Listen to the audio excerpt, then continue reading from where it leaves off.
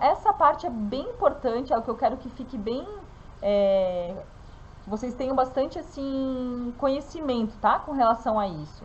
O que são os estados físicos quando a gente olha para as moléculas, se elas estão perto ou não. E o que é esse aumento de temperatura? Quando a gente está aumentando a temperatura de alguma coisa, pessoal, pode ser colocando no fogo, seja lá de que forma, né, a gente aumenta a temperatura, o que a gente está fazendo é aumentando a agitação que existe entre aquelas moléculas. A gente aumenta a agitação, elas começam a se separar mais umas da outra, tá bom? Então, sempre que você está indo de um estado físico em que as moléculas estão mais próximas para um estado físico em que elas estão mais separadas, é porque elas estão recebendo calor, estão tendo a sua temperatura aumentada. Então, aqui tem alguns exercícios, né? Acabou que aqui já está com a resposta, mas vamos lá, olha só. Para obter gelo a partir da água da torneira, precisarei adicionar calor à água. Então, gelo a partir da água da torneira, tem que adicionar calor? Esse é um processo de fusão. Não, né? Gelo, para obter gelo a partir da água, eu coloco no freezer. Portanto, eu tiro o calor. Eu não estou adicionando mais calor quando eu coloco no freezer. Tá falso. Na sublimação do iodo, olha só, do experimento que vocês viram. Na sublimação do iodo sólido, para a formação do vapor de iodo, que tinha a cor roxa, foi retirado o calor, ou seja, precisou ser resfriado. Ó, sublimação vai do sólido, que está bem unidas as moléculas, para o estado vapor, que está bem distante.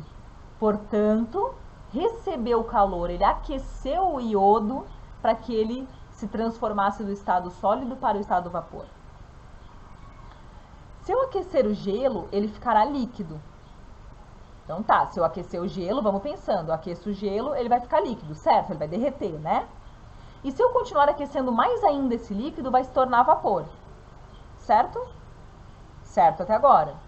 Ou seja, esses dois processos precisam receber calor para acontecer. Correto. Para que o alumínio ou o ferro, que geralmente estão presentes nas panelas, olha isso. O alumínio e o ferro que estão lá nas panelas, para que eles derretam, ou seja, para que eles se fundam, necessitam de mais calor do que a água. Correto também. Tanto que, se eu pegar uma panela de ferro, né, ou de alumínio, tanto faz, colocar água, coloco no fogo, começa a aquecer aquela água, vai chegar um momento em que a água vai se transformar em vapor. Porém, a tua panela continua sólida, continua sendo uma panela, certo? Então, na verdade, o ferro e o alumínio, eles precisam de muito, muito mais calor do que a água para mudar seu estado físico. E aqui, gente, como eu falei que vai ser o mais importante para a gente daquelas transformações, né? Serão essas que a gente chama de fusão e uma outra que está dentro de vaporização, tá? Que a gente vai chamar de ebulição. Então, aqui, pessoal, estão as temperaturas, exatamente na temperatura em que ocorre essa mudança de estado físico, né? A gente chama de ponto de fusão e ponto de ebulição. Então, ponto de fusão é a temperatura em que a substância alterou o seu estado de sólido para líquido, ou de líquido para sólido, tá?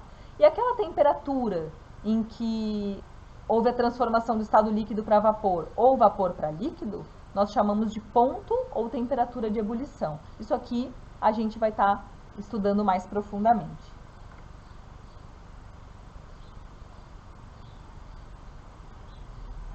Então, os pontos de fusão e de ebulição, né, eles dependem tanto da natureza do material. Então, olha só, aqui é a água, tá? Esses dois aqui é a água, esse aqui é álcool.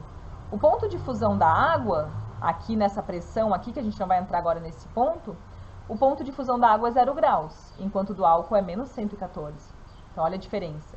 Isso quer dizer depender da natureza do material, tá? Se é um álcool, se é acetona, se é água, se é um outro líquido, se é gasolina, vai mudar, tá bom?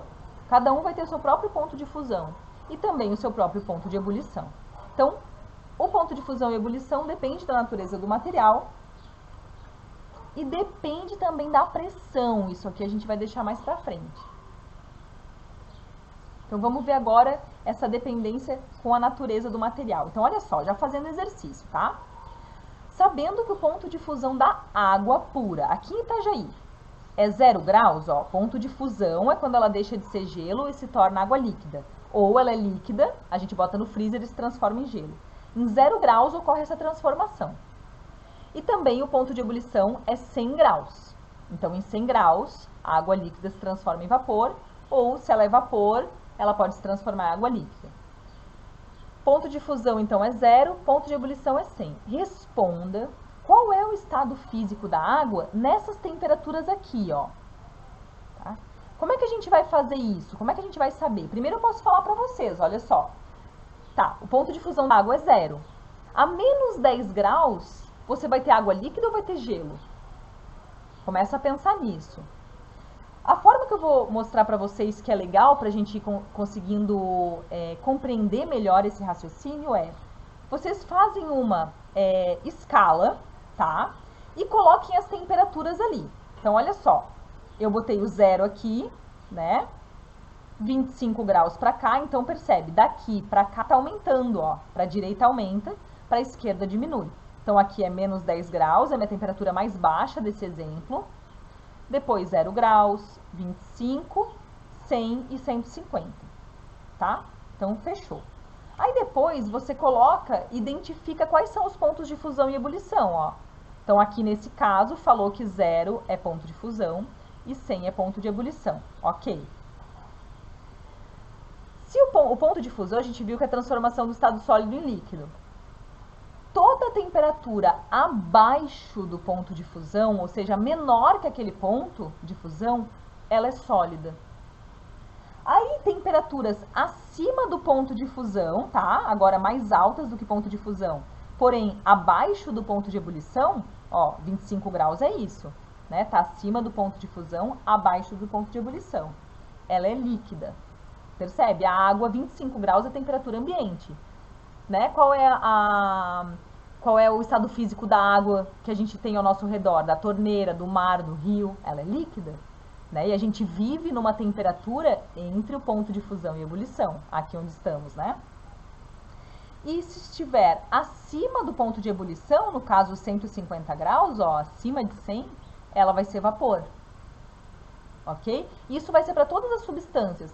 Abaixo do ponto de fusão da substância é sólido, entre o ponto de fusão e ebulição da substância é líquida e acima do ponto de ebulição é vapor. E exatamente na temperatura de fusão e ebulição, olha o que vai acontecer. Exatamente na temperatura do ponto de fusão, ela vai ter esses dois estados aqui, ó, sólido e líquido. E exatamente na temperatura de ebulição, ela vai ter os estados líquido e vapor, ao mesmo tempo, certo? Então, fazendo essa escala, fazendo exatamente como eu mostrei para vocês, vocês vão ter a resposta para a pergunta. Então, o estado físico a menos 10 graus da água, né? Nesse caso, é sólido. Se for no ponto de fusão, é sólido e líquido. A 25 graus é líquida. Exatamente no ponto de ebulição é líquida e vapor.